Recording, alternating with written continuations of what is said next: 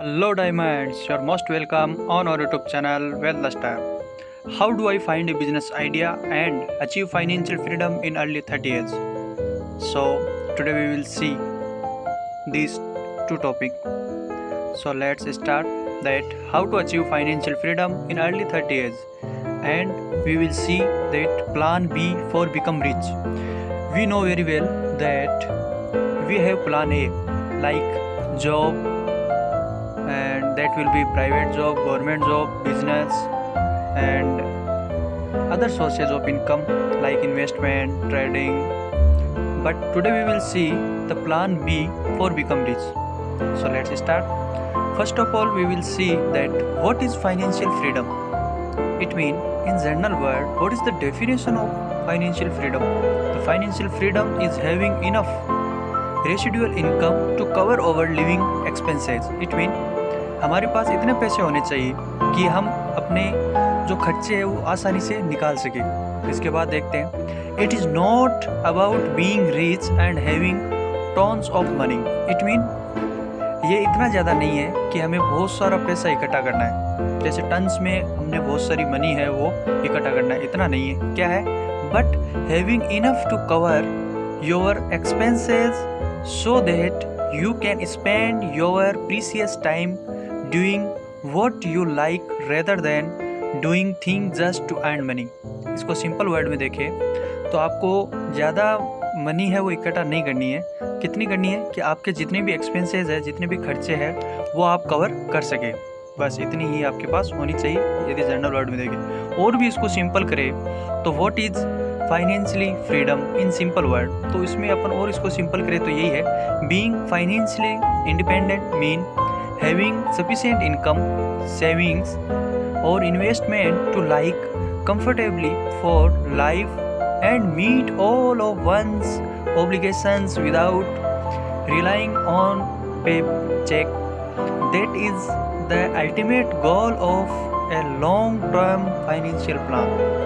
यही है कि हमारे पास इतनी सेविंग होनी चाहिए जो इन्वेस्टमेंट के तौर पर भी हो सकती है, और भी आपके सोर्सेज हो, तो आपको ये नहीं सोचना पड़े पर मंथ कि हमारी जो एक्सपेंसेस है वो कैसे पे करेंगे हम, बस वो आपके ऑटोमेटिक होते रहे, तो आप एक तौर से देखा जाए तो आप फाइनेंशियली फ्रीडम हो। नेक्स्ट देखते हैं, what is the golden rule for financial freedom.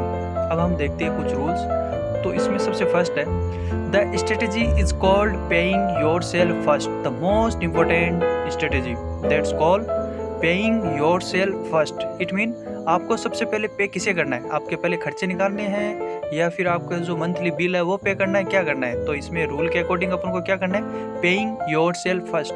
Suppose जैसे आपकी सैलरी आ रही है पर मंथ, तो उसमें आपको सबसे पहले अपने लिए निकालना है। इट मीन आपको इन्वेस्टमेंट करनी है, आपको SIP करनी है, म्यूचुअल फंड में डालना है, जो भी है सबसे पहले अपने लिए निकालो, उसके बाद अदर एक्सपेंसेस है उसको फुलफिल करो। तो इसमें कि pay yourself first and it's considered one of the golden rule of personal finance. ये गोल्डन रूल है पर्सनल फाइनेंस का जो अपन ने आज देखा है, paying yourself first. And next one is what we will see the what are the 5 pillars of financial freedom. 5 pillar कौन से हैं तो देखते हैं। The 5 pillars of financial planning is, first one is investment, and second one is income planning, third one is insurance, fourth one is tax planning, and fifth one is asset planning. तो ये 5 pillar है एक तरीके से देखा जाए तो। अपन इसमें डिस्कशन करते भी रहते हैं हमारे वीडियोस में कि हमें इन्वेस्टमेंट करना चाहिए, इनकम की प्लानिंग करनी चाहिए, हमें कहाँ इन्वेस्टमेंट करना है, कैसे करना है, ये टोटल प्लानिंग होनी चाहिए। उसके बाद में आपके पास इंश्योरेंस लिया हुआ होना चाहिए, वो चाहे लाइफ टर्म इंश्योरेंस हो या अदर इंश्योरेंस हो, वो सब होने चाहिए आपके। उसमें टैक्स प्लानिंग होनी चाहिए कि आपको किस प्रकार आपकी इन्वेस्टमेंट करनी चाहिए जिससे आपको कम से कम टैक्स है वो पे करना पड़े, और जो आपके टोटल एसेट्स है उसको कैसे आपको क्रिएट करना है, कैसे बिल्ड करना है, तो वो आपको देखनी है। तो ये थे 5 पिलर।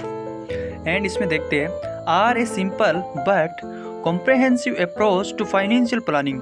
ये दिखने में बहुत सिंपल है लेकिन ये बहुत ही गजब की अप्रोच है। यदि आप इन 5 पिलर्स को है वो आप एडोप्ट करते हो तो बहुत ही चेंजेस हो सकते हैं। They are foundational in the course for financial freedom in any financial plan. It means they are foundational in the course for financial freedom in any financial plan. यही वो बेस है जो किसी भी आप फाइनेंशियल फ्रीडम को achieve करने के लिए कोई भी प्लान बना रहे हो तो ये 5 पिलर है वो मोस्ट इम्पोर्टेंट हो सकते हैं आपके लाइफ में। सो आप इनको ध्यान से देखें। नेक्स्ट देखते हैं why is financial freedom important. तो इसकी इम्पोर्टेंस देखते हैं अपन। तो इसमें है it helps individuals have enough money to pay one's expenses so they can spend their valuable time engaging in activities they enjoy rather than working solely to increase their income. In addition, life without stress is relaxing and rewarding, therefore important. ये सबसे important है कि अपन पूरे जीवन भाग दौड़ पर ये जो कार्य है वो कर रहे हैं, लेकिन उसके बीच में क्या है, यही है इट हेल्प्स। जो फाइनेंशियल फ्रीडम वो क्या करती है, आपकी सहायता करती है। Individual have enough money to pay one's expenses to they spend their valuable time, कि आपका जो वैल्यूबल टाइम है वो आप अदर एक्टिविटी में कर सके, जिसको आप इंजॉय करते हो वो एक्टिविटी आप करें, तब तो आपकी लाइफ है वो इंजॉयफुल है। अदरवाइज तो आप पैसों के लिए भग रहे हो और फिर वही जो डेली रूटीन है वो आप फॉलो कर रहे हो, उसमें कुछ अच्छी बात नहीं हुई वैसे। तो इसमें ये बताया गया है कि फाइनेंशियल फ्रीडम की इंपॉर्टेंस क्यों है। इंपॉर्टेंस इसीलिए है कि आप है एक बार फाइनेंशियली फ्री हो जाओ, उसके बाद आपकी जो एक्टिविटीज़ है, जो आपके जो हॉबीज़ है उसको आप अच्छे से करो। तो इसलिए अपन को फाइनेंशियल फ्रीडम की आवश्यकता है। नेक्स्ट देखते हैं अपन what is the 21 rule for finance. तो ये रूल क्या है 21? ये है the relationship can be referred to as the rule of 21 which says that the sum of the P ratio and CPI inflation should equal, that's 21. It's not a perfect relationship but holds true generally. तो ये है कि ये बताया गया है कि 21 rule क्या है। फाइनेंस में 21 रूल है ये जो अप्लाई करते हैं लोग कि पी रेशियो होता है, जो आपने शेयर मार्केट में देखा होगा कि कंपनी है जो स्टॉक है वो आपको कितना रिटर्न दे रहा है, it mean price to earning ratio. And CPI consumer price index, ये अपन ने दोनों जो टर्म्स है वो एक्सप्लेन की हुई है अदर वीडियोस में, तो आप जाके देखना। तो ये है कि इन दोनों की जो बॉन्डिंग है, जो रिलेशनशिप है, वही क्या है 21 है, तो वो आप देखना। सो ये था 21 रूल फॉर फाइनेंस। अब देखते हैं what are the 6 step to achieve financial freedom. इतने में हमने देखा कि फाइनेंशियल फ्रीडम क्या है, वो क्यों इम्पोर्टेंट है हमारे लिए, हमें क्या उससे अच्छा कुछ हो सकता है। उसके बाद अपन देख रहे हैं कि वो प्राप्त कैसे करें, हाउ टू अचीव। तो उसमें है कि लर्न हाउ टू बजट, सबसे important, and second one is get डेप्ट out of your life for good, कि जितना भी आपने लोन वगैरह ले रखा है कहीं से, तो आप उससे पहले क्लियर करें और डेप्ट फ्री लाइफ है वो जिए, ताकि आप कुछ सेविंग कर सके। अदरवाइज़ आपके इंस्टॉलमेंट पे करने में ही बहुत सा समय और बहुत सा पैसा है वो चला जाएगा। Third one is set financial goal. आप गोल बनाइए, चाहे वो शॉर्ट टर्म में हो चाहे लॉन्ग टर्म में हो, लेकिन आपके फाइनेंशियल गोल होने चाहिए कि मुझे इस समय तक इतनी जो सेविंग है वो करनी है, उसके बाद उसको धीरे धीरे आगे बढ़ाना। तो ये आपके फाइनेंशियल गोल आपके माइंड में होने चाहिए और उसे अचीव करने के लिए आप डेडिकेट भी होने चाहिए। And the fourth one is be smart about your career choice.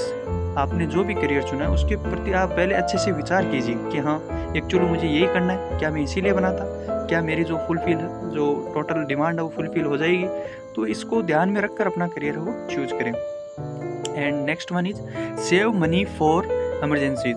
कभी क्या होता है हमारे दिमाग में ऐसे चलता है कि हम सेविंग कर रहे हैं and we are too good, but होता क्या है अचानक कुछ ऐसी हो जाता है, कभी इमरजेंसी आ जाती है कि आपको मनी की या फिर और सपोर्ट की आवश्यकता रहती है, तो उसका भी ये बोल रही है कि सेव मनी फॉर इमरजेंसीज। क्यों आपके पास एटलीस्ट इतनी मनी होनी चाहिए कि आप सर्वाइव कर सके, कुछ बहुत बड़ी आपके पास कुछ कैजुअलिटी हो जाए कुछ और, तो उसके लिए भी आपके पास फंड होना चाहिए। And next one is plan for big purchase.